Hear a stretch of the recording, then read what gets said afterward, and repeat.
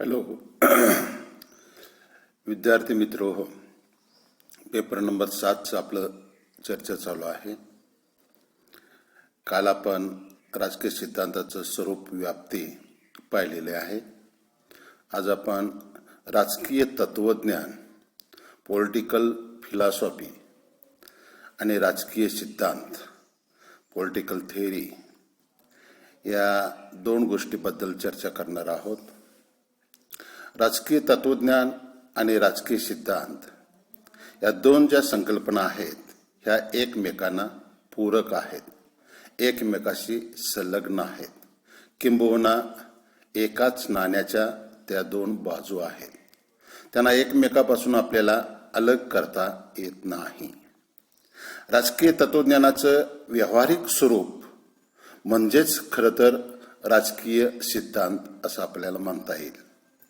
राजकीय सिद्धांतात कोणत्या ना कोणत्या तरी तत्वाचा हा पुरस्कार केलेलाच असतो. राजकीय तत्वज्ञानात राजकीय व्यवस्थांचा, राजकीय गोष्टींचा विचार करून निश्चित असे निष्कर्ष काढलेले असतात. राजकीय तत्वज्ञानात मूलभूत प्रश्नांचे अध्ययन करून मूल्यविषयक तत्वामधील तार्किक सुसंगतीचा शोध घेतला जातो. म्हणजे प्रामुख्याने निष्कर्ष जर काढायचे असतील तर त्याचे तत्वज्ञानात्मक तार्किक आधारावर आपल्याला आधार घेतला पाहिजे, त्याचा शोध घेतला पाहिजे. राजकीय तत्वज्ञानाचा वास्तवतेशी तसा फारसा संबंध नसतो. राजकीय तत्वज्ञान हे अमूर्त असते, म्हणजे कधीही ते नष्ट होत नाही. राजकीय सिद्धांत मात्र राजकीय व्यवस्थेवर आधारलेले असतात. राजकीय परिस्थिती किंवा वास्तवता यांचा अभ्यास करून आणि माहितीचं संकलन करून त्या माहितीच्या आधारे विविध घटकांमध्ये असलेला कार्यकारण संबंध शोधून काढणं आणि त्या आधारे पुढील काळातील संभाव्य परिस्थितीबाबत भविष्यकथन करणं किंवा मार्गदर्शन करणं, काही मूलभूत अशी तत्त्व मांडणं, याचा अर्थ किंवा या पद्धतीनं राजकीय सिद्धांतांना कार्य करावं लागतं. उदाहरणार्थ, प्लेटोची जी साम्यवादी सिद्धांताची मांडणी आहे त्यामध्ये राजकीय तत्वज्ञानाचा अत्यंत महत्त्वाचा आधार घेतलेला दिसून येतो. राजकीय पातळीवर सिद्धांतांना एक विशिष्ट अशी बैठक निर्माण करावी लागत असते. उदाहरणार्थ, प्लेटोच्या तत्वज्ञ राजा, तत्वज्ञ राज्यकर्ता, स्त्रियांचा साम्यवाद, संपत्तीचा साम्यवाद, आदर्श राज्य, प्लेटोच्या या ज्या काही वेगवेगळ्या सैद्धांतिक गोष्टी आहेत या पूर्णपणे तात्विक किंवा तार्किक गोष्टीवर आधारलेल्या आपल्याला दिसून येतात. या उलट अरिस्टॉटलनं मात्र वास्तवतेचा आधार घेतलेला आहे. अरिस्टॉटलनं 158 राज्यघटनांचा तुलनात्मक अभ्यास केलेला आहे आणि मग काही निष्कर्ष मांडलेले आहेत. अरिस्टॉटलने तत्कालीन समाजातील वास्तववादी विचाराचा वापर केलेला आपल्याला दिसून येतो की जो आजही आपल्याला तो संयुक्तिक वाटतो, आवश्यक वाटतो. अरिस्टॉटलने लोकशाही शासनाचा विकृत प्रकार सांगितला होता. आज जगात लोकशाही हा प्रकार तसा पाहिला तर विकृतच वाटतो. अरिस्टॉटलने क्रांतिविषयक केलेली कारणमीमांसा, उपाययोजना आज समकालीन व्यवस्थेत उपयुक्त आणि मार्गदर्शक ठरते. प्लेटो अरिस्टॉटलपासून ते Hegel, Marx, J.S. Mill, Harold Laski यापर्यंतचे जे काही वेगवेगळे राजकीय सिद्धांत अभ्यासले आहेत त्यानुसार असं म्हणता येतं की राजकीय तत्वज्ञानाच्या बैठकीवर राजकीय सिद्धांत हे उभारलेले असतात. राज्य, राष्ट्र, सार्वभौमत्व, स्वातंत्र्य, समता, न्याय अशा ज्या काही अमूर्त संकल्पना राजकीय तत्वज्ञानात समाविष्ट होतात, या संकल्पनांना वास्तव स्वरूप प्राप्त झालं की त्याचं सैद्धांतिक स्वरूप आपल्याला पाहायला मिळतं. आदर्शवाद, साम्यवाद, फॅसिस्टवाद, लोकशाही, उदारमतवाद, समाजवाद असा कोणताही राजकीय सिद्धांत विचारात घेतला तर प्रत्येक सिद्धांत हा विशिष्ट राजकीय तत्वज्ञानाशी निगडीत असलेला दिसून येतो. प्रत्येक राजकीय सिद्धांत विशिष्ट तत्व प्रणालीचा पुरस्कार करत असलेला आपल्याला दिसतात. थोडक्यात काय, राजकीय तत्वज्ञान व राजकीय सिद्धांत हे एकमेकांना पोषक आणि पूरक आहेत असंच म्हणता येईल. आधुनिक काळात राजकीय तत्वज्ञान आणि राजकीय सिद्धांत यांची फारकत करण्याचा प्रयत्न झालेला दिसतो. राजकीय तत्वज्ञानी वस्तुस्थितीकडे दुर्लक्ष करून तत्वांना आणि मूल्यांना जास्त महत्त्व दिलेलं दिसतं. परंतु वस्तुस्थितीकडं म्हणजे प्रत्यक्ष जी प्राप्त परिस्थिती आहे त्याच्याकडं दुर्लक्ष करून चालत नाही. प्रत्यक्ष वस्तुस्थितीचा विचार करून राजकीय तत्वज्ञानातील तत्वे तेथे का रुजली नाहीत याचा विचार करणं गरजेचं आहे. सोव्हिएट रशियात साम्यवादी शासन पद्धत 70 वर्षांनंतर कोसळली. याची कारणमीमांसा करताना मार्क्सवादी तत्वज्ञानाबरोबरच तेथील वस्तुस्थितीचा, प्रत्यक्ष परिस्थितीचा आधार घेणं गरजेचं आहे. रशियामध्ये मार्क्सवादी तत्वज्ञानाला विरोध करणारी प्रतिकूल परिस्थिती कशी आहे आणि का निर्माण झाली याचा विश्लेषणात्मक अभ्यास होणं गरजेचं आहे. लोकशाही शासन पद्धतीविषयी विचार करताना आपणाला वस्तुस्थितीकडे दुर्लक्ष करून चालत नाही. पाश्चिमात्य लोकशाही राष्ट्रातील आणि पूर्वेकडील आशिया आफ्रिका खंडातील लोकशाही या राष्ट्रामधील परिस्थिती भिन्न स्वरूपाची आहे. केवळ लोकशाहीची जी काही तत्व आहेत, उदाहरणार्थ स्वातंत्र्य, समता, बंधुता, न्याय, ही लोकशाहीची तशी पाहिली तर समान तत्व आहेत. तात्विक बाजू श्रेष्ठ म्हणून खरं तर चालत नाही. तर लोकशाहीची मूल्ये ज्या देशात स्वीकारली आहेत तेथील परिस्थिती, वस्तुस्थिती विचारात घेणं गरजेचं आहे. राजकीय तत्वज्ञानाचा विचार करताना प्रत्यक्ष वस्तुस्थितीकडे नेहमी दुर्लक्ष होतं, ते होता कामा नये. अर्थात सैद्धांतिक अर्थावर राजकीय सिद्धांत हे केवळ शास्त्रशुद्ध असून चालत नाही, तर राजकीय सिद्धांताला तत्वज्ञानाची, आदर्श मूल्यांची, तत्वांची बैठक ही असावीच लागते. आदर्श मूल्ये, तत्वे यांची जोड राजकीय सिद्धांताला दिलेली आपल्याला पाहावयास मिळते. समाजाची आदर्श ध्येय कोणती आहेत, ती ध्येय साध्य कशी करता येतील याविषयी राजकीय सिद्धांत निर्माण झाले पाहिजेत किंवा त्यानुसार राजकीय सिद्धांताची मांडणी झाली पाहिजे. राजकीय सिद्धांताने आदर्शाकडे, तत्वाकडे दुर्लक्ष केले तर राजकीय सिद्धांताचं महत्त्व आणि अस्तित्व आपोआपच नष्ट होतं. तेव्हा राजकीय सिद्धांताला तत्वज्ञानाची बैठक ही असावीच लागते.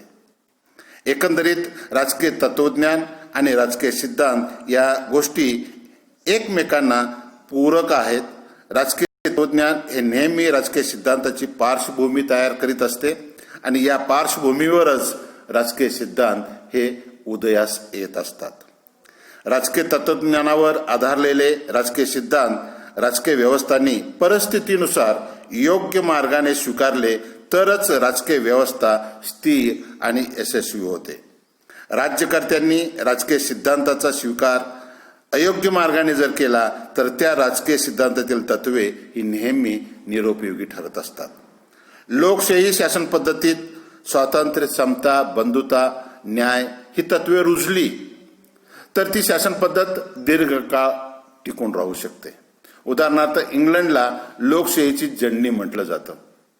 तेथे लोकशाहीच्या तत्वांचा स्वीकार ब्रिटिश जनतेनं जबाबदारीने जाणीवपूर्वक केलेला आपल्याला दिसतो. पूर्वेकडील काही राष्ट्रांनी लोकशाही पद्धत स्वीकारलेली आहे, परंतु तेथे लोकशाहीच्या तत्वांचा खऱ्या अर्थाने स्वीकार झालेला नाही. त्यामुळे तिसऱ्या जगातील लोकशाही शासन पद्धती ही अस्थिर आणि अयशस्वी झालेल्या आपल्याला दिसतात. काही लोकशाही शासन पद्धतींनी राजकीय सिद्धांताचे काटेकोरपणे पालन केलेले आहे. ती राष्ट्रे स्थिर आणि भक्कमही झालेली आहेत. उदाहरणार्थ अमेरिकेतील शासन पद्धत सत्ता विभाजनाच्या सिद्धांताचा स्वीकार केल्यामुळे जबाबदारीने काटेकोरपणे तिथलं शासन पद्धत ही यशस्वी झालेली दिसून येते. लोकांचा विश्वास राजकीय व्यवस्थेवर निर्माण होतो. त्यामुळे अमेरिकेची शासन पद्धत ही स्थिर आणि भक्कम झालेली आहे. थोडक्यात काय तर राजकीय सिद्धांताची बैठक ही प्रामुख्याने राजकीय तत्वावर आधारलेली असते. तेव्हा राजकीय सिद्धांतातील तत्वे प्रत्यक्षात जबाबदारीने स्वीकारलीच पाहिजेत. त्यांची अंमलबजावणी योग्य प्रकारे झालीच पाहिजे. राजकीय सिद्धांत आणि तत्वज्ञान हे परस्परांना जर पूरक आणि पोषक असतील तरच राजकीय सिद्धांत हे भविष्यात टिकून राहू शकतात. अन्यथा ते राजकीय सिद्धांताला किंवा राजकीय व्यवस्थेला घातक ठरलेले आहेत. राजकीय सिद्धांताचा विकास हा टप्प्याटप्प्याने झालेला आपल्याला दिसून येतो. राजकीय तत्वज्ञान आणि राजकीय सिद्धांत यांचा उदय ग्रीक आणि रोमन साम्राज्यापासून झालेला आहे. इसवी सन 4थ्या आणि 3ऱ्या शतकात प्लेटो, अरिस्टॉटल यांनी राजकीय सिद्धांत मांडले. प्लेटोने राजकीय तत्वज्ञानात राजकीय ज्ञान आणि राजकीय शहाणपण या संकल्पनाची भर घातली. प्लेटोने तात्विक तार्किक दृष्टिकोनातून राजकीय विचार मांडले. प्लेटोने तत्वज्ञ राजा, आदर्श राजा, साम्यवाद यासंबंधी राजकीय सिद्धांत मांडलेले आहेत. प्लेटोनेही राजकीय जे काही सिद्धांताचं समालोचन केलेलं आहे ते वास्तवतेच्या आधारावर केलेलं आपल्याला दिसून येतं. शास्त्रीय पद्धतीनं निर्माण केलेलं दिसून येतं. अरिस्टॉटलचे विचार हे खरोखरच वास्तववादी होते. त्यांनी केलेलं 158 राज्यघटनेचं विश्लेषण, निरीक्षण, परीक्षण हे शास्त्रीय पद्धतीचं उत्तम उदाहरण आहे. आणि म्हणूनच अरिस्टॉटलना आधुनिक काळातील राजकीय विचारसरणीचा एक महत्त्वाचा विचारवंत म्हणून पाहिला जातो. आणि त्यामुळंच अरिस्टॉटलला राज्यशास्त्राचे जनक असेही म्हटलेले आहे. प्लेटो अरिस्टॉटलच्या काळात राजकीय तत्वज्ञानाची बैठक प्रस्थापित झालेली होती. परंतु राजकीय सिद्धांताला एक वेगळं त्यांनी अस्तित्व दिलेलं नव्हतं. प्लेटो अरिस्टॉटलच्या नंतरचा कालखंड हा विवेकनिष्ठेच्या ऱ्हासाचा कालखंड मानला जातो. 14व्या शतकापर्यंत राजकीय विचारांच्या दृष्टीने जे वातावरण होतं ते निराशाजनक होतं. 15व्या शतकाच्या उत्तरार्धात, 16व्या शतकाच्या उत्तरार्धात ज्ञानाच्या पुनर्जीवनाचा कालखंड सुरू झाला आणि 17व्या शतकात विवेकनिष्ठेचे युग सुरू झाले. या पद्धतीनं राजकीय सिद्धांत आणि राजकीय तत्वज्ञान यांची सांगड गाठलेली आपल्याला दिसून येते. खरं तर आधुनिक काळामध्ये उदाहरणार्थ थॉमस हॉब्स, जॉन लॉक, रुसो, स्पिनोझ या विचारवंतांनी वैज्ञानिक पद्धतीचा, गणिती पद्धतीचा आधार घेऊन राजकीय सिद्धांत मांडलेले आहेत. 19व्या शतक हे राजकीय सिद्धांताच्या विकासाचं एक महत्त्वाचं शतक मानावं लागतं. कारण या शतकामध्ये औद्योगिक क्रांती, त्याच्यानंतर फ्रेंच राज्यक्रांती, त्याच्यानंतर राजकीय सामाजिक परिस्थितीत बदल या अनेक वेगवेगळ्या राजकीय संकल्पना आणि सिद्धांत उदयास आलेले आहेत. J.S. Mill, Karl Marx, T.H. Green, Harold Laski अशा अनेक विचारवंतांनी 19व्या शतकात राजकीय सिद्धांत मांडलेले दिसून येतात. आणि हे सर्व सिद्धांत राज्याचे स्वरूप, उदय आणि राज्याची कार्ये या संबंधी मांडले गेले आहेत. या आधारावर जर आपण पाहिलं तर 19वे शतक आणि राजकीय सिद्धांत आणि तत्वज्ञान यांचा अधिक चांगल्या पद्धतीने वापर झालेला दिसून येतो. त्याच्यानंतर 20व्या शतकामध्ये एक पहिलं महायुद्ध, त्याच्यानंतर दुसरं महायुद्ध, त्याच्यानंतर सर्वंकष राजकीय विचारप्रणाली अशा काही गोष्टी या निर्माण झालेल्या आहेत. आणि यामुळं राजकीय सिद्धांताचं सैद्धांतिक विश्लेषण हे राजकीय जीवनातील विविध प्रक्रिया ज्या काय घटना घडल्या त्याच्यावर आधारलेल्या आपल्याला दिसतात. नव्या सिद्धांताची मांडणी ही नव्या राजकीय सिद्धांताच्या निर्मितीला फार उपयुक्त ठरलेली आहे. डेव्हिड ईस्टन, गॅब्रिएल आल्मंड या विचारवंतांनी वास्तववादाचा खऱ्या अर्थानं विचार करून राज्यशास्त्र एक शास्त्रीय स्वरूपाच्या आधारावर सिद्ध करण्याचा प्रयत्न हा केलेला दिसून येतो. थोडक्यात आज आपण राजकीय सिद्धांत आणि राजकीय तत्वज्ञान यांचा अगदी प्राचीन काळापासून ते आधुनिक काळापर्यंत मी तुम्हाला सांगितलं की राज्यशास्त्राचे 3 टप्पे पडतात. एक राज्यशास्त्राचं पारंपरिक राज्यशास्त्र, संक्रमण काळातील राज्यशास्त्र आणि आधुनिक राज्यशास्त्र. तर आधुनिक काळातील राज्यशास्त्राला या पाठीमागच्या ज्या काही 3 महत्वाच्या पिरियड्स मधल्या राज्यशास्त्राचा अभ्यास आहे हा तत्वज्ञानात्मक दृष्टिकोनातून फार उपयुक्त ठरलेला आहे. तो पूर्णपणे निरुपयोगी ठरलेला नाही हे ध्यानात घ्यावं लागेल. तर या पद्धतीनं राजकीय सिद्धांत आणि तत्वज्ञान यांची एकमेकांना सांगड गाठली जाते. किंबहुना हे दोन्ही महत्वाचे जे काही संकल्पना आहेत ह्या एकमेकांना पोषक आणि पूरक आहेत असंच आपल्याला शेवटी म्हणावं लागेल. थँक्यू.